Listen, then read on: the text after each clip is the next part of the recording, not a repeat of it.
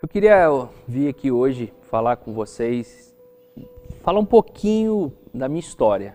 Eu queria contar para vocês como que a hipnoterapia me ajudou, como a hipnoterapia, eu digo sem medo de estar exagerando, né, salvou, mudou, né, os rumos da minha vida, da minha carreira, da minha história. E começar, né, falando como que eu decidi seguir a carreira de psicólogo. Na minha família não tem ninguém antes de mim, né, que é da área de saúde, sobretudo da área de saúde mental. Então, não foi uma inspiração, né, com base no trabalho de outra pessoa. Eu nunca tinha parado antes para observar o porquê dessa escolha. Por que que eu quis ser psicólogo? Por que que eu decidi fazer a faculdade de psicologia? Na infância toda eu sonhava em ser piloto de corrida. O que que aconteceu para que eu tomasse essa direção, né? Fosse fazer a faculdade de psicologia e viver disso. E a resposta que eu encontrei foi no início da minha adolescência. Eu tive uma infância muito boa, uma infância muito tranquila, muito confortável. As melhores lembranças que eu tenho na minha vida são da minha infância. Mas no início da adolescência, a coisa mudou um pouquinho, mudou muito. Porque eu comecei a ter, né, na época eu não tinha noção que era crise de ansiedade. Muita crise de ansiedade, muita insegurança. E eu ficava intrigado, né? Por que que acontecia isso? Por que que eu sentia isso?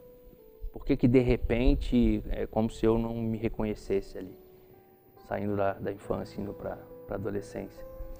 E isso começou, hoje eu tenho essa percepção, porque eu recebi um rótulo que na infância que ele é bom, mas ele é perigoso. Eu nem recomendo que rotule as crianças com isso, que é um rótulo de inteligente. Você, quando recebe um rótulo de inteligente, você acaba acreditando de fato que você é inteligente. Você começa a ter um aprendizado, uma percepção de que você não precisa se esforçar para conseguir. E porque você é inteligente, então você vai lá e vai tirar nota boa, você vai conseguir, porque você é. E isso foi muito nocivo para mim, porque de repente, à medida que as séries vão avançando, a dificuldade vai aumentando, a necessidade de estudo, né, fica maior. À medida que foi acontecendo isso, eu deixei de ser um aluno nota 10, nota 9,5 para ser um aluno nota 7, nota 6 e eu comecei a questionar minha própria capacidade. Eu comecei a ter medo da escola, eu comecei a não gostar, né, de ir para a aula. Então, todo domingo à noite para mim era um terror quando ia acabando o dia, porque eu sabia que no dia seguinte eu ia ter que ir para a escola. E isso que eu estou falando com vocês, talvez só a minha terapeuta, né, ouviu até hoje. E eu não falava nada com ninguém. Eu ficava ali com insônia naquele período e quieto, não reclamava, porque eu queria manter ali aquela imagem, né, de bom aluno, de inteligente, né. E no fundo, né, hoje eu percebo isso com muita clareza, um medo de decepcionar as pessoas, né, os meus pais, as pessoas, meus parentes. Então isso gerava em mim um conflito muito grande, uma ansiedade muito grande, uma insegurança muito grande que perdurou por muito tempo, né, muitos anos. Só que eu, na época, eu não tinha ideia do que se tratava. Imagina, você vem de uma infância boa, confortável, segura, com todo o amparo, todo o amor, né, e rótulo de inteligente, de repente eu me olhava no espelho e não me via daquela forma. Então era como se eu fosse uma fraude ali, como se eu tivesse enganado todo mundo durante a minha infância. E eu tinha muito medo de que eles percebessem isso. Eu tive muito medo que eles percebessem isso. Então a crise de ansiedade começou, né, alguns ataques de pânico, e eu sempre ocultava isso. Eu segurava, eu passava isso sozinho, não conversava nem com os meus amigos sobre isso, eu não queria que ninguém soubesse, né? Até que começou a somatizar, né? Ou seja, começou a ir para o corpo. Eu comecei a ter dermatite nas mãos, né? Isso já por volta dos 16 anos. Comecei a ter dermatite, né? Muitas bolhas, bolhas, né? Na mão, sobretudo em momentos de estresse, sobretudo em momentos que pessoas... eu quero conversar com você depois. Então, sabe, aquela sensação de que eu ia ser descoberto, né? Que iam descobrir que eu não era aquilo. Nossa, descobriram que eu não sou inteligente. Descobriram que eu não sou aquilo que eles pensavam. Então me desencadeava muita ansiedade, né? Muita insegurança. E foi para o corpo, foi para o físico, foi para a mão na época, a dermatite. Então foi um período que eu me fechei. Eu me recolhi, eu tinha na infância muitos amigos, depois eu comecei a restringir, a não sair de casa, eu comecei a frequentar, né, festinhas assim com 19 anos talvez, né, bem tarde. Eu era muito recolhido, ficava em casa mais sozinho, tinha um grupo pequeno de amigos. Apesar de que ninguém na escola percebia isso, eu não abria isso nem na minha família, nem em casa. Fui aprendendo a lidar, passava de ano, né? Não era mais o aluno nota 10, mas eu passava e me esforçava o máximo para conseguir, apesar da autoestima bem prejudicada, bem baixa, o nível de autoconfiança muito abalado. E ali naquele momento eu aprendi que eu não ia conseguir nada grandioso, nada muito especial, porque eu tinha medo de tentar essa coisa maior, né? Então, o comodismo chegou e ficou. Então, esse comportamento de ansioso, essa dermatite, esse conflito, isso me gerou uma curiosidade muito grande, né? E foi quando eu comecei a me interessar pela psicologia. E aí no ensino médio, num teste vocacional aplicado pela psicóloga da escola, que também era diretora, ela me escreveu ali, ela escreveu isso tudo no teste, né, no exame, no teste vocacional. E naquele momento eu fiquei completamente apaixonado, né, pela profissão, né? Como que, eu pensava, né, como que ela conseguiu saber isso tudo de mim? Eu nunca contei isso para ninguém. Como é que ela conseguiu ver isso, né? Eu falei, nossa, que coisa incrível, eu vou poder ajudar muita gente, eu vou poder entender melhor, né, das pessoas e entender também de mim mesmo. E foi quando eu fui para a faculdade de psicologia e comecei a estudar, e ali, né, estudando mais a mente humana, eu comecei a me compreender um pouquinho melhor, melhorei, né, meu nível de autoconfiança, me sentia mais seguro, né, mas ainda com muita ansiedade, né, com muito medo. Era um medo que era assustador. A ansiedade gera na gente, né, essa sensação de que algo muito ruim vai acontecer a qualquer momento.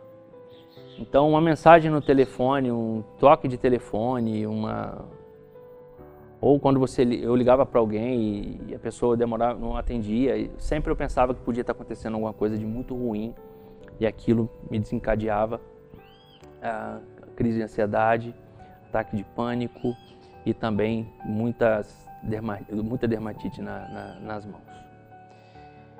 Eu, nessa época da graduação, eu não podia passar, eu tinha esse receio em calçadas que tinham funerária, né? Eu via que tinha uma funerária, eu atravessava a rua. Isso era até motivo de chacota, né, com meus primos ali, meus amigos, que às vezes até para pregar uma peça, vem cá, vamos passar ali, porque sabiam que tinha uma funerária e ficava me empurrando ali, né? Enfim, era muito desagradável. E porque eu tinha um medo de algo muito ruim acontecer, né? De perder pessoas, de acontecer algo e eu sofrer. Eu vivia de fato a expectativa de que algo ruim ia acontecer. E isso perdurou muito tempo, né? Isso começou lá com meus 10, 11 anos e eu estou falando agora para você situações que aconteceram com 19, 20. Né?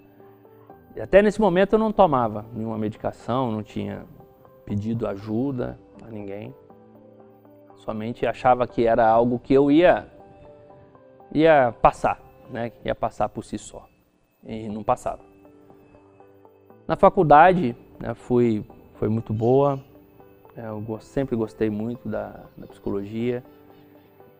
Eu consegui recuperar, né, ali a entender que a dedicação é que fazia o resultado. Então eu tive ótimas notas na graduação. Só que um medo incrível de me expor, né? Falar em público, apresentar seminário, era para mim algo terrível. Terrível. Eu preferia fazer o trabalho todo escrito do que falar. Quando era obrigado a falar, eu fazia resumo do resumo e resumo do resumo do resumo e falava menos de 1 minuto. Falava bem rápido e nem ligava, porque a minha nota na apresentação sempre era menor do que a do meu grupo. Todo mundo tirava nota máxima, valia 2, todo mundo tirava 2, eu tirava 1,5. Eu não ligava porque eu queria me livrar daquela exposição. Então o medo, mesmo na graduação, me acompanhou, apesar de me sentir um pouco mais seguro, mais confiante naquele período. E foi quando, né, eu, depois de formado, né, me casei, tinha meus empregos, estava trabalhando na época na prefeitura, no CAPES, na PAI e na instituição lá em Itaperuna, instituição de pessoas com deficiência. E tinha 3 empregos, né? Para os padrões da região, tinha uma boa vida, né, financeira, apesar dos constantes atrasos de pagamento, sobretudo da PAI e da instituição, da Itaperuna, né, instituições filantrópicas, que tinham muitos problemas financeiros. Mas como eu tinha uma crença limitante, né, de que eu não merecia coisas extraordinárias, então para mim estava bom. Eu conseguia ter, né, pagar o meu aluguel, pagar a compra do mês, pagar a luz e ter um dinheiro para de vez em quando sair no restaurante. E estava ok, dentro daquilo que eu entrei, né, de comodismo. A palavra mais certa é essa. O medo me fez acomodar. O medo de me expor, o medo de fracassar, o medo que descobrissem que eu não era inteligente. Então eu fiquei ali naquele platô, né, vivendo relativamente bem dentro daquilo que eu acreditava na época. Só que daqui a pouco a conta chega, né? As emoções, né, não adianta você fugir, não adianta você empurrar com a barriga, não adianta você jogar para debaixo do tapete que a conta vai chegar.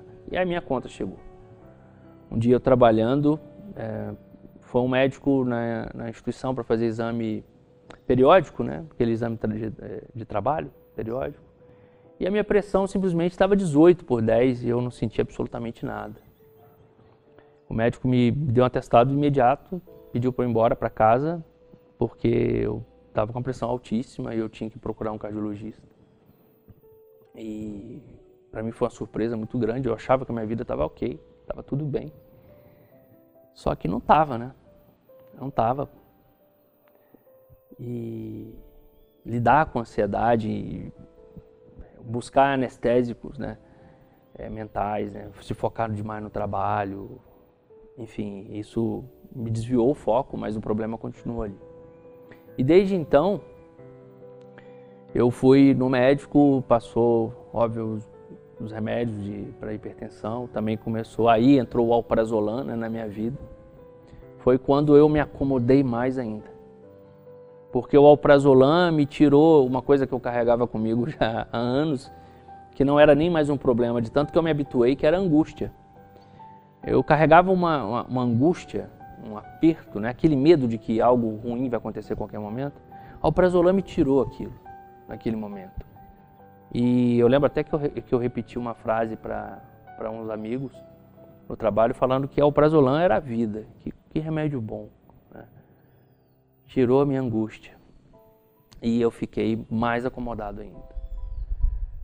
Continuei trabalhando onde eu estava, vivendo com salários atrasados, entrando no cheque especial, atrasando o cartão, pagando o mínimo do cartão, juros, mas é isso que dá para fazer. Era o que eu pensava. E a ansiedade só aumentava, aí alprazolam, ao invés de uma vez por dia, 2. E eu passei a ficar anestesiado, né?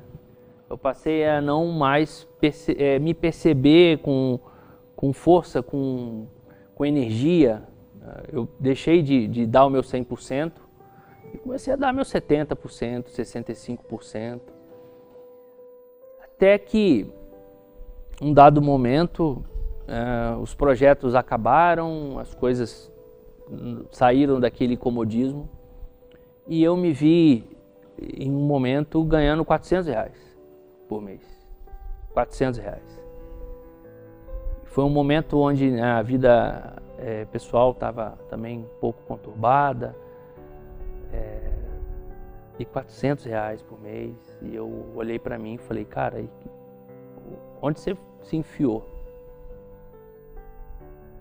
E naquele momento eu comecei a perceber o quanto eu deixei, né, a minha vida na mão do acaso.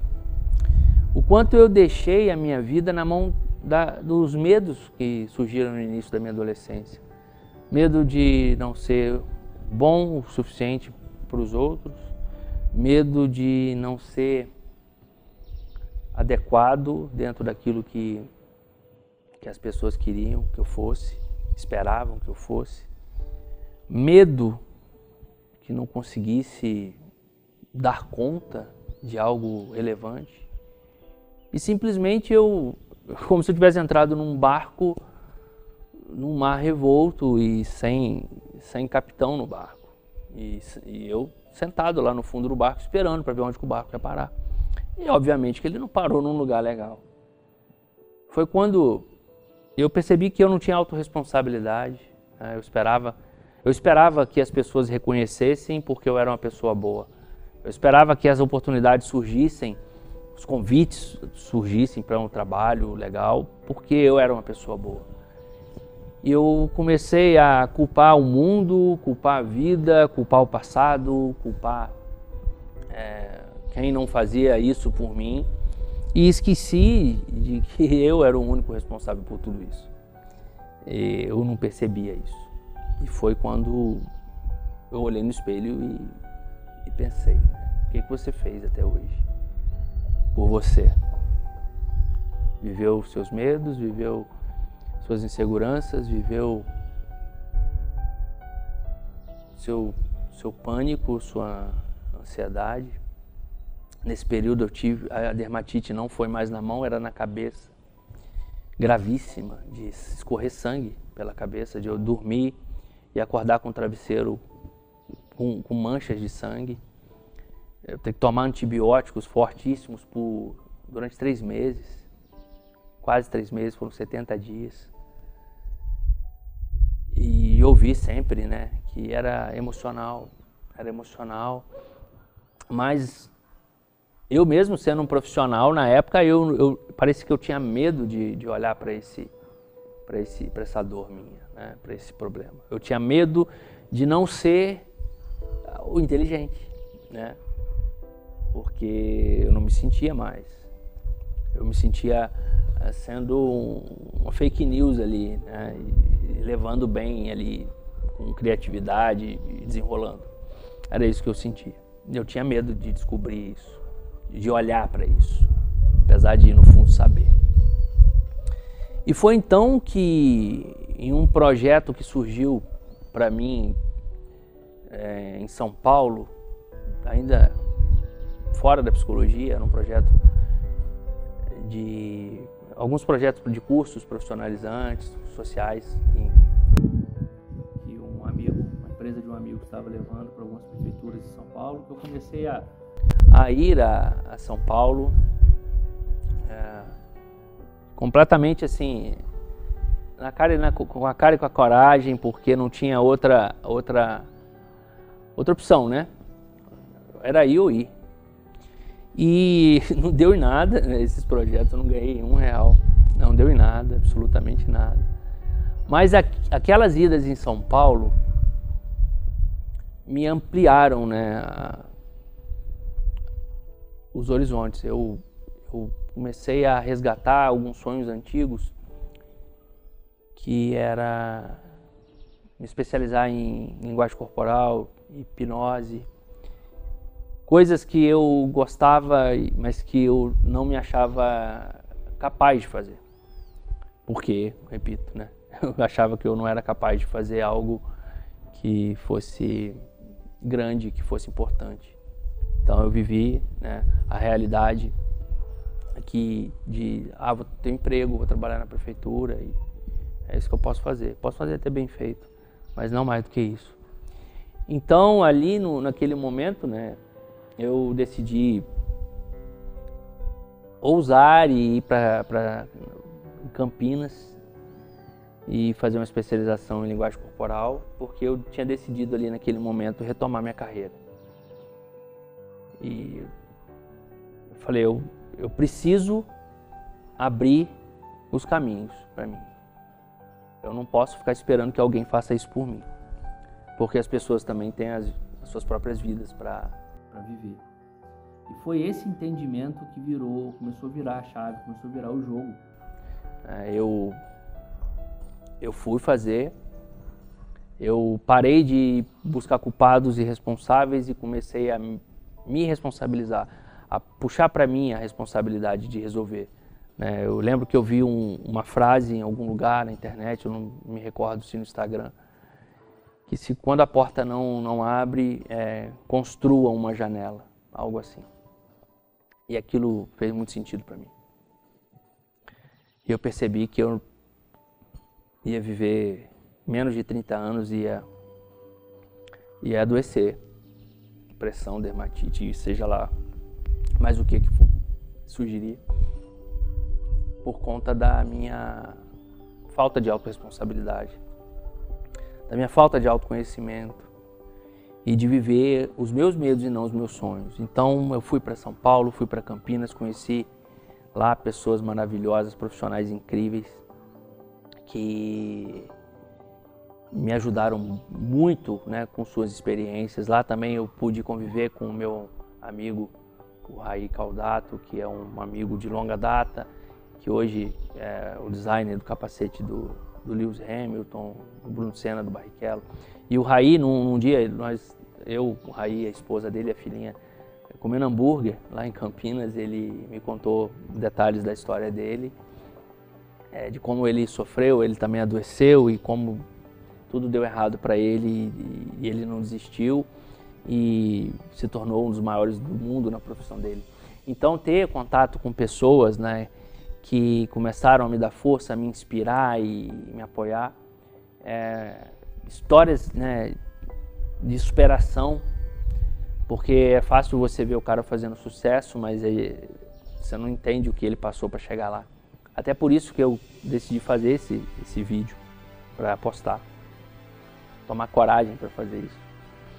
E essas histórias, somando com outros colegas, né, lá do treinamento, na formação de linguagem corporal, me deram muita força, muito ânimo. Eu comecei a ousar, né, a fazer coisas arriscadas que eu não fazia. Por mim, eu fazia pelos outros, por mim eu não fazia. E eu lancei um curso de linguagem corporal na cidade de Itaperuna na época. E naquele momento, né, eu super empolgado, amo falar sobre linguagem corporal.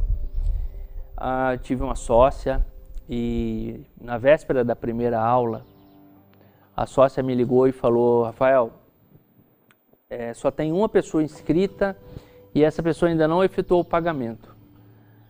Você quer cancelar? Vamos fazer outra data? E naquele momento que ela falou aquilo comigo, passou um filme na minha cabeça ali, em fração de segundos. E veio uma voz lá na minha mente subconsciente que falou assim: se você desistir agora, você está perdido, você nunca mais vai fazer nada. Aí eu falei com ela: não, se não tiver ninguém, eu vou dar aula sozinho, mas eu vou dar esse curso. Se você quiser sentar lá e assistir, vai ser um prazer dar esse curso para você, mas eu vou dar esse curso. Seja para esse único, seja para ninguém, seja para você. E a partir dali ela topou a ideia, e a partir dali surgiu uma ideia, até que foi dela, de fazer uma aula inaugural gratuita, e nessa aula inaugural a gente ofereceu o curso para mais pessoas. E foi o que fizemos. A aula inaugural deu 40 pessoas e nós vendemos o curso para 28 pessoas. Né? Então foi aquela decisão ali que eu tomei, né, de não desistir, de fazer. Eu me propus a fazer, eu vou fazer. Eu me propus a dar esse curso, eu vou dar o curso. Não importa se tem 0, se tem 1, se tem 20, é o primeiro. E foram 28 pessoas, e dessas 28 pessoas, quase a metade da turma se tornou cliente do meu consultório, e a partir dali eu comecei a retomar, né, a vida na minha mão. Eu comecei a ganhar um pouco mais de dinheiro, né? Eu ganhava R$400, ali eu comecei a ganhar talvez R$1.500, R$2.000, né, por mês naquele momento, o que era abaixo do que eu ganhava nos meus empregos, mas eu estava vibrando tanto com cada cliente, né, com cada pessoa que eu podia ajudar. Eu estava vivendo daquilo que eu gostava, não mais dos meus medos. Eu estava vivendo do meu sonho, daquilo que me fez fazer psicologia, que eu, em um dado momento, eu esqueci, eu me perdi. Mas eu retomei, né? E vieram coisas, né, depois na minha mente, coisas que eu ouvi em momentos da vida, que na época só me fizeram mal, mas depois gerou uma raiva boa. Uma raiva não contra mim ou contra o outro, uma raiva a favor de mim. Uma vez que eu estava num cargo público, eu ouvi numa reunião de equipe de que todo mundo que estava ali, nunca mais ninguém ia ganhar aquele valor.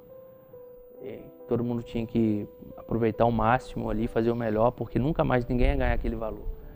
O valor era 5.000 e alguma coisa na época.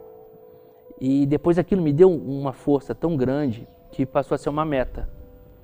Eu vou ganhar 5.000 por minha conta. E eu comecei a me especializar, aí eu fiz a formação em hipnose, uma delas, eu fiz 5 no total.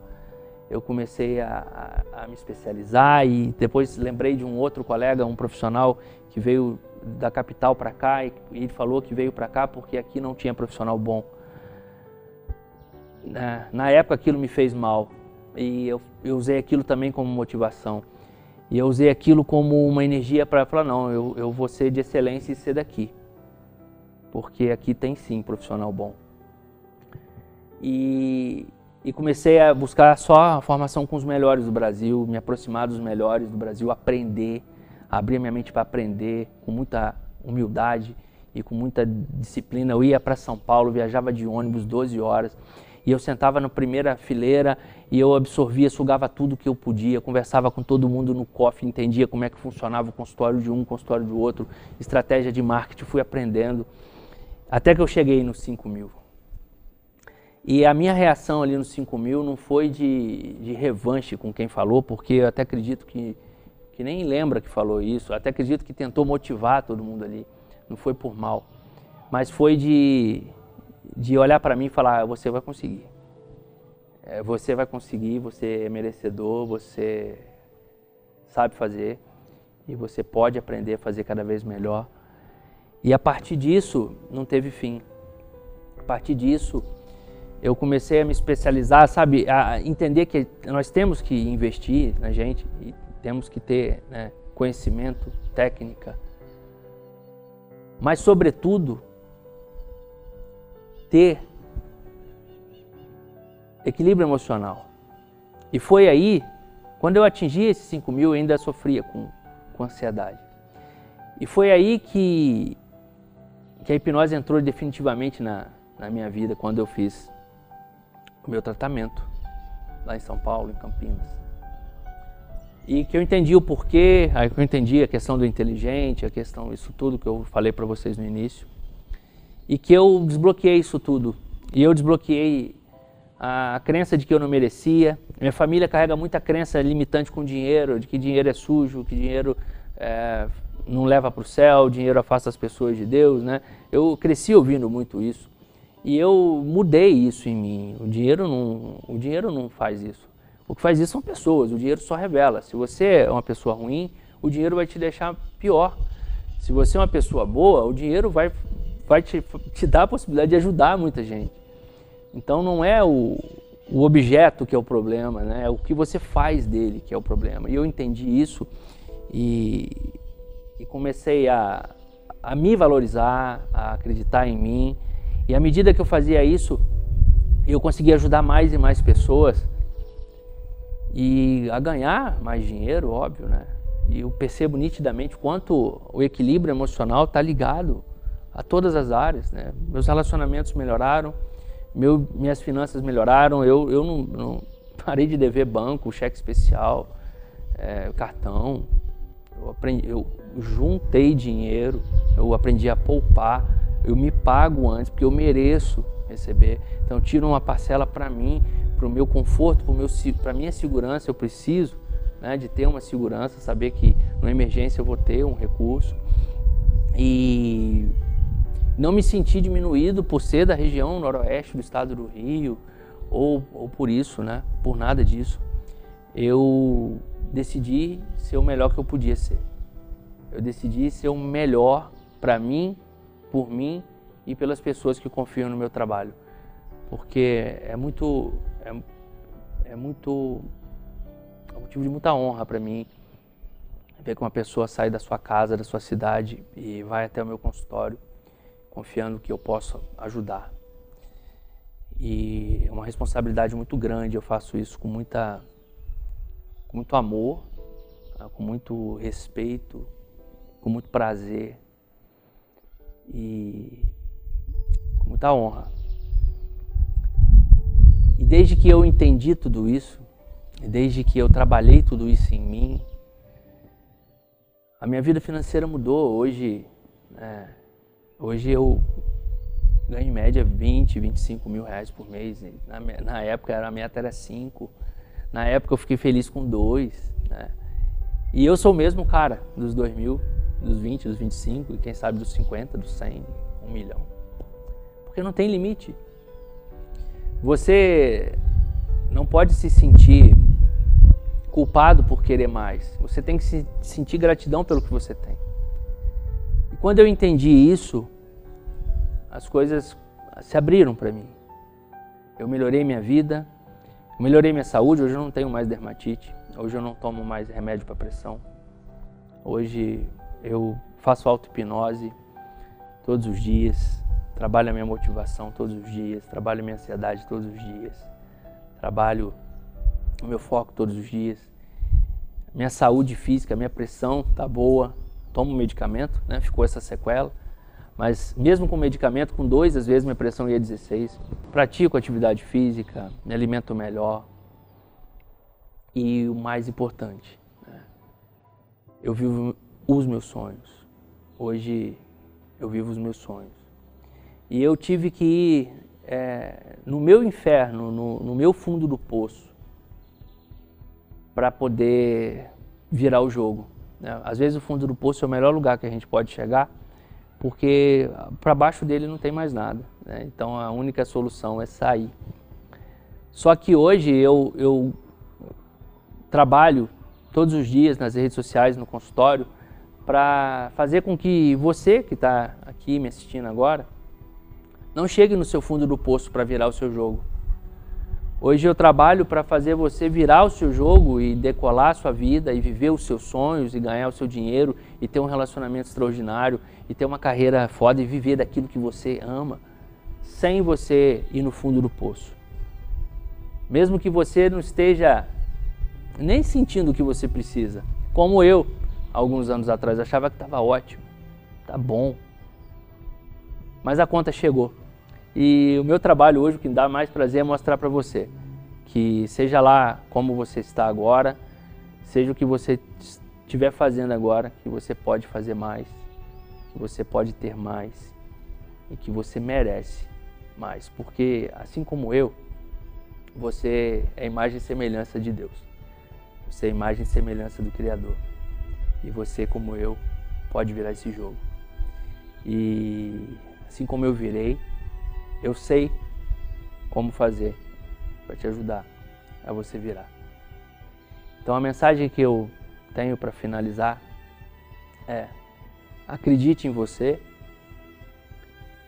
acredite nos seus sonhos, recupera a capacidade de sonhar, recupera essa alegria no seu coração, como se você escrevesse carta para o Papai Noel pedindo: volta a sonhar, porque sem sonhar a vida perde a graça, perde a cor e a gente perde a saúde, a gente perde dinheiro, a gente perde boas relações.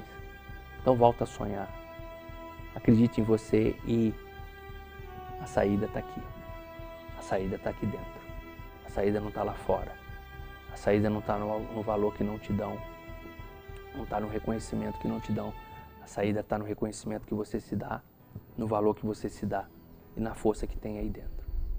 Eu consegui. E você também pode. Fica com Deus. Grande abraço e a gente se vê por aqui.